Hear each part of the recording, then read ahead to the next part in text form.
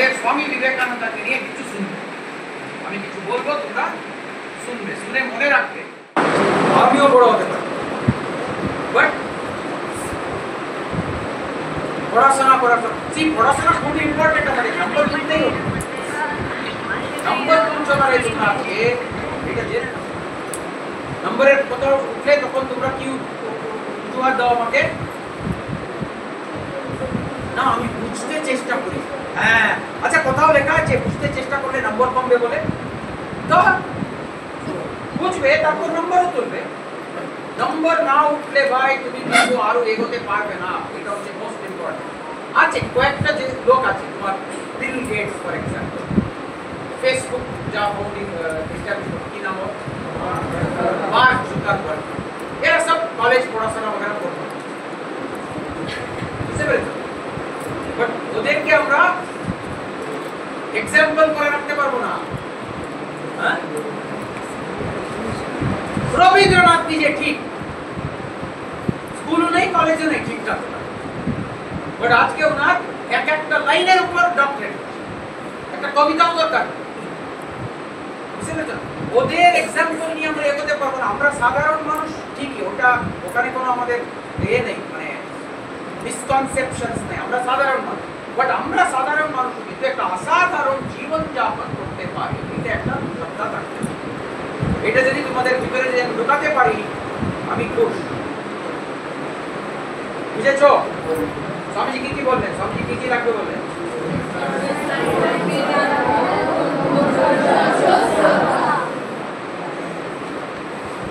লাগবে আমাদের। এইটা তুমি যদি ভিতর থেকে যদি নিয়ে আসতে পারো, যে কোনো স্কুলে যে কোনো সাবজেক্ট নিয়ে তুমি কিন্তু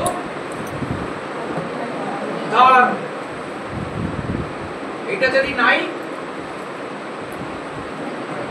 ব্রহ্মা বিষ্ণু মহেশ কেউ তোমাকে বাঁচাতে পারবে না, এটা একটু শিওর। লাস্ট একটা গল্প শুনো।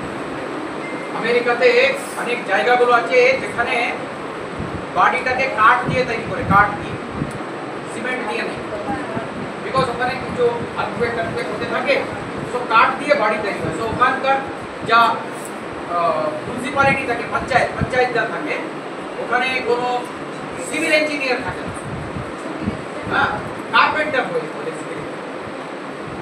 কাঠ মিস্ত্রি, বিকজ বাড়িটা তো কাঠ দিয়েই তো তৈরি। একটা ওইরকম পঞ্চায়েত ছিল, গ্রাম ছিল, ওখানে যা মেইন কার্পেন্টার ছিল মিস্ত্রি, ও 30 বছর সার্ভিস করার পর রিটায়ার করল। কত বছর রে? 30 বছর পর ও রিটায়ার করল। তো এখন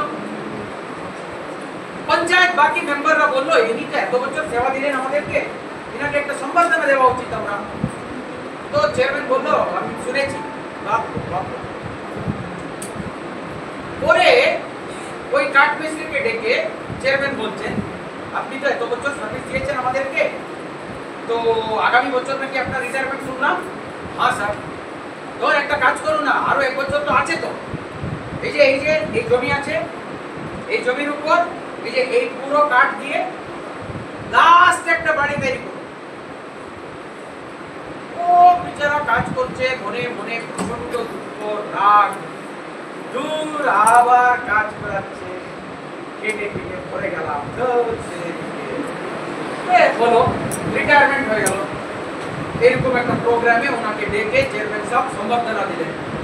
সম্বর্ধনা দিতে দিতে বলছেন, আপনি এত বছর আমাদের গ্রামে সেবা দিয়েছেন, আমরা আপনাকে ছাড়তে চাইছি না, হ্যাঁ, বলে গ্রামের তরফ থেকে লাস্ট যা আপনি বাড়ি তৈরি করলেন, ওটা আপনার জন্য গিফট,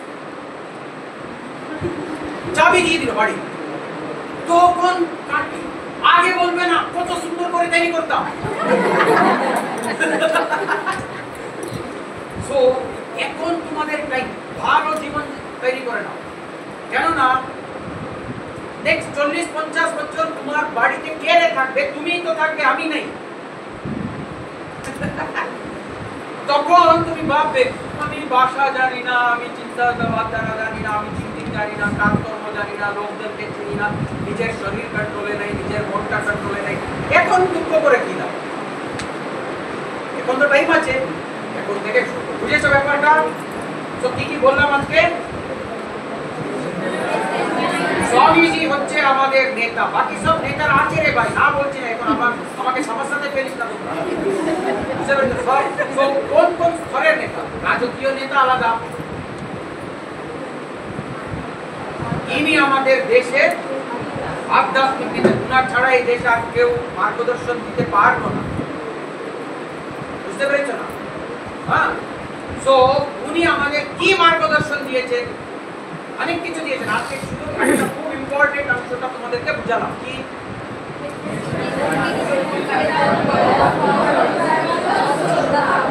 এটা লাগবে আমাদের বলেছেন। চারটে জিনিস লাগবেই লাগবে প্রত্যেকটা ভারতীয় ভিতরে। বুঝতে পেরেছো না? ওয়েস্টার্ন সায়েন্স মানে রেশনাল থিংকিং, স্টুপিড থিংকিং চলবে না, বলতে পারবে না আমাদের আমাদের আমাদের এখানে এইভাবেই চলে, এগুলো হচ্ছে অনুবাদ আমাদের। বুঝতে পেরেছো? এগুলো ননসেন্স।